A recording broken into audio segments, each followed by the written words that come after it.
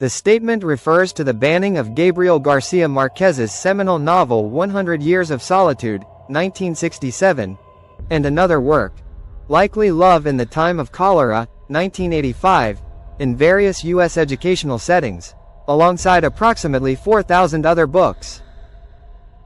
This is not a nationwide federal ban. Books are not outright prohibited for sale or private ownership in the United States, but rather a series of restrictions imposed by school districts and libraries, often in response to state laws and parental challenges. According to PEN America's comprehensive report on school book bans for the 2024-2025 academic year, there were 6,870 instances of book bans across 23 states and 87 public school districts, impacting nearly 4,000 unique titles. These bans predominantly occur in conservative-leaning states like Florida, Texas, and Utah, driven by legislation targeting content deemed inappropriate for students, such as themes involving sexuality, race, gender identity, and political critique. This phenomenon represents a surge in censorship efforts, often framed under the guise of protecting children from harmful material. However, critics argue it stifles intellectual freedom and erases diverse voices, particularly those from Latin American and LGBTQ+ authors. García Márquez's works, masterpieces of magical realism, have been caught in this wave due to their explicit depictions of sexuality, family dynamics, and socio-political commentary. Below, I provide an extensive analysis and critique of these bans, incorporating summaries of the books, historical context, specific examples of challenges, related materials, and broader implications. Background on Gabriel García Márquez and his works. Gabriel García Márquez, 1927–2014, affectionately known as Gabo, was a Colombian novelist, journalist, and Nobel Prize winner in literature, 1982. His writing style, magical realism, blends the fantastical with the everyday to explore Latin American history, politics, and culture. Born in Aracataca, Colombia, a town that inspired the fictional Macondo in his novels, García Márquez drew from his experiences under dictatorship, civil wars, and U.S. interventions in Latin America. His socialist leanings and friendship with Fidel Castro led to him being denied U.S. visas for years, adding irony to the current bans of his works in American schools. 100 Years of Solitude. This epic novel chronicles 7 generations of the Bundia family in the isolated town of Macondo, mirroring Colombia's turbulent history from colonial times to the 20th century. Key themes include solitude, fate, incest, colonialism, and the cyclical nature of history. Magical elements, like raining flowers, ascending to heaven, and a child born with a pig's tail, serve as metaphors for real-world absurdities, such as the Banana Massacre, based on a 1928 US-backed event where striking workers were killed. The book sold over 50 million copies worldwide and is considered one of the greatest novels of the 20th century. Reasons for bans, primarily cited for sexual content, profanity, and disrespect for religious and political authority. Scenes involving incest, e.g., between relatives in the Bundia family, and explicit sexuality, e.g., descriptions of prostitution and affairs, have drawn ire. Additionally, its critique of capitalism, the Catholic Church, and imperialism is seen by some as contrary to patriotic and family values. Love in the Time of Cholera. This romantic tale follows Florentino Ariza's unrequited love for Fermina Daza over 50 years, set against a backdrop of cholera epidemics in a Caribbean port city. Themes of enduring love, aging, infidelity, and societal norms are explored through lush prose. Unlike the multi-generational sprawl of Solitude, this is more intimate, focusing on human desires and mortality. Reasons for bans.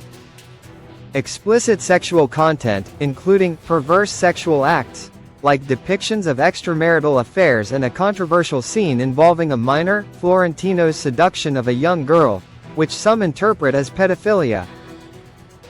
It's also flagged for LGBT+ content, though the story is heterosexual, possibly due to broad categorizations in ban lists.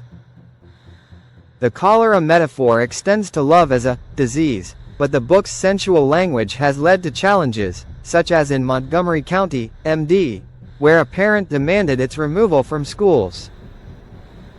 Both novels exemplify Garcia Marquez's ability to weave personal stories with broader critiques of power structures, making them targets in an era of heightened cultural wars. Analysis of the bans. The bans on Garcia Marquez's works are part of a larger trend documented by PEN America, where book removals have become normalized in U.S. public education. Florida alone accounted for over 3,000 bans in the 2024-2025 school year, fueled by laws like House Bill 1069, 2023, which mandates the removal of books with sexual conduct descriptions. In Escambia County, Florida, 1,600 books were banned, including 100 Years of Solitude and dictionaries, under vague criteria. Texas and Utah follow closely, with bans often initiated by conservative groups like Moms for Liberty. Key drivers: sexual content and obscenity. Both books feature frank depictions of sex, which challengers label as pornographic. For instance, in Solitude, the incest motif symbolizes familial isolation but is misinterpreted as endorsement. Political and cultural critique. Garcia Marquez's portrayal of U.S. imperialism, e.g., the Banana Company in Solitude, and critiques of authority clash with patriotic curricula. Broader censorship wave. These bans disproportionately affect books by authors of color and LGBTQ+ writers. PEN notes that 26% of banned books in 2024-2025 involve Hispanic experiences, including biographies of Frida Kahlo and Celia Cruz. Historical precedents. Solitude was challenged in the 1980s to 1990s, including a 1986 removal from Wasco Union High School, CA, leading to a lawsuit by teacher Lee McCarthy. In 2012, Tucson, Arizona, banned it under a program eliminating Mexican American studies. Impact. Educational. Students lose access to diverse perspectives, hindering critical thinking. In Florida's Orange County, nearly 700 books were removed, including classics by Maya Angelou and Marcel Proust. Cultural. Erases Latin American voices during Hispanic Heritage Month, when libraries highlight banned works.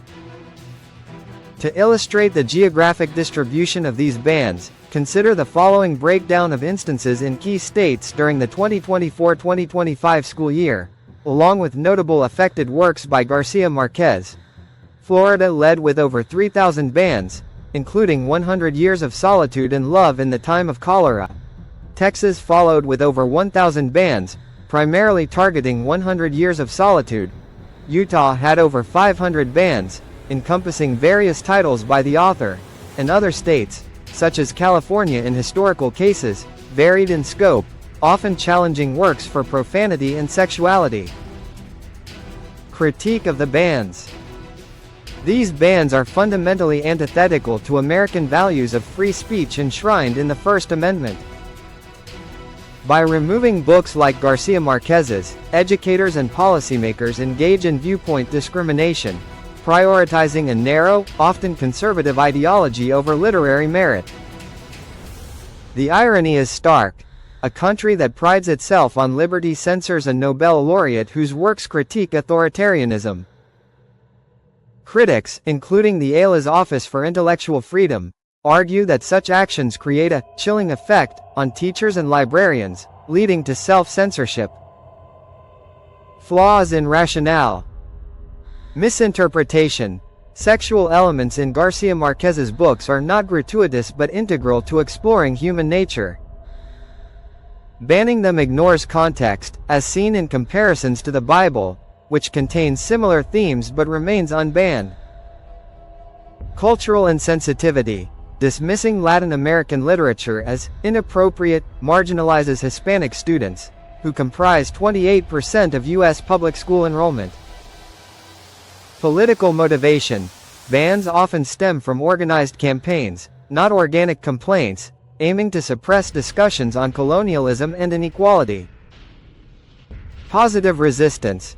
Banned Books Week, October 5-11, 2025, celebrates these titles, with libraries like Los Angeles Public Library promoting challenged works. Lawsuits, such as in Escambia County, challenge these removals on constitutional grounds. Additional related materials, examples, and details. Other banned works by Latinx authors. The House on Mango Street by Sandra Cisneros, banned for promoting ethnic resentment. Mexican White Boy by Matt de la Peña, removed in Tucson for similar reasons.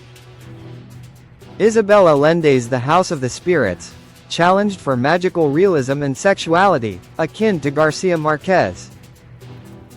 Examples of challenges: 1986, Wasco Union High School lawsuit over Solitude's removal. 2022-2023, over 3,362 bans nationwide, including Garcia Márquez's in multiple districts.